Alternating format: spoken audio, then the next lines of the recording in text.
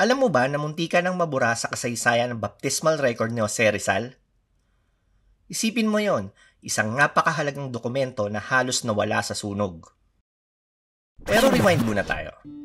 Ipinanganak si Jose Rizal noong June 19, 1861. 3 araw lang ang lumipas, June 22, agad siyang bininyagan sa St. John the Baptist Parish Church, aka Calamba Church. Katapat lang ng bahay ng mga Rizal ang simbahan.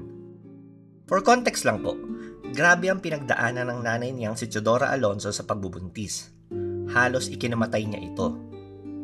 Kaya nung dumating si Baby Jose, agad siyang bininyagan bilang pasasalamat at tanda ng pananampalataya. Simple lang ang binyaga noon, hindi tulad ngayon na may catering, karaoke at souvenirs. Nandun lang sina Father Rufino Colliantes ang nagbinyag, ang mga magulang ni Jose at ang nag-iisang ninong si Father Pedro Casañas, isang family friend. Jose ang pinangalan sa kanya bilang respeto kay Saint Joseph, patron ng mga ama na deboto rin si Mamsi Teodora. Pero ito na ang plot twist. Noong 1862, nasunog ang Calamba Church, kasama sa nasunog ang baptismal at canonical records ng simbahan. Bahagya rin nasunog ang records ni Rizal. Buti na lang at na-authenticate ito ni Father Leoncio Lopez.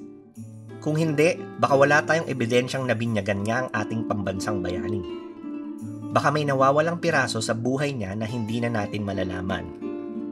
Isipin mo kung gaano kahalaga ang isang simpleng dokumento. Kaya ngayon sa panahon ng cloud storage at digital backups, huwag nating baliwalain ang ganitong convenience. Ingatan natin ang mahalagang files, records at alaala.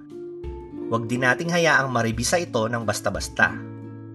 Malay mo, yung simpleng papel o file na yan maging bahagi rin ng kasaysayan balang araw. Kung may alam ka pang kwento ng nakaraan o mga taong karapat-dapat bigyang pansin, ilagay mo yan sa comment section. Gusto naming marinig yan. Kung trip mo pa ang ganitong content na may hugot sa kultura at kasaysayan, hit that like button at ishare mo to sa tropa mong mahilig sa ganitong klaseng kwento. Hanggang sa muli mga kasyudad, bye-bye!